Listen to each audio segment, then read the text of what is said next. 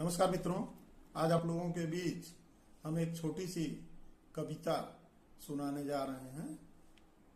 कविता अच्छी लगे तो लाइक कीजिए, चैनल को मेरे फॉलो कीजिए, ध्यान से सुनिएगा। यही जज्बा रहा तो मुश्किलों का हल भी निकलेगा। यही जज्बा रहा तो मुश्किलों का हल भी निकलेगा। जमी बंजर हुई तो क्या, वहीं से जल भी निकलेगा। जमी अगर बंजर भी है तो अगर आपके अंदर जज्बा है, अगर आपके अंदर कुछ करने का जुनून है तो वहां से जल भी निकलेगा।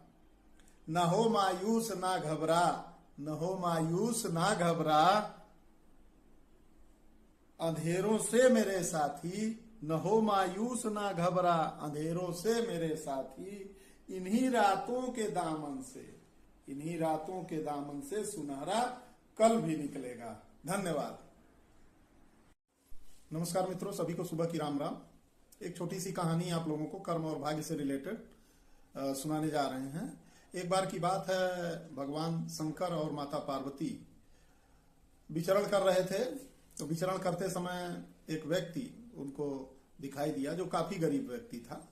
तो माता पार्वती सोचने लगी, इसकी गरीबी क्यों नहीं जा रही है, ये तो बड़ा गरीब दिखाई दे रहा है। तो भगवान शंकर से उन्होंने आग्रह किया कि इस व्यक्ति को कुछ धन दे दीजिए जिससे इसकी गरीबी दूर हो जाए। भगवान शंकर हंसने लगे। उन्होंने कहा, ना, इसकी गरीबी दूर होने वाली नहीं है, क्योंकि इसके भाग्य में ही नहीं है। तो माता पार्वती ने कहा कि ऐसा क्यों, ऐसा तो नहीं है, आप दे के तो देखिए। तो भगवान शंकर ने कहा, चलिए भाई, आप कह रही हैं तो दे ही देते हैं।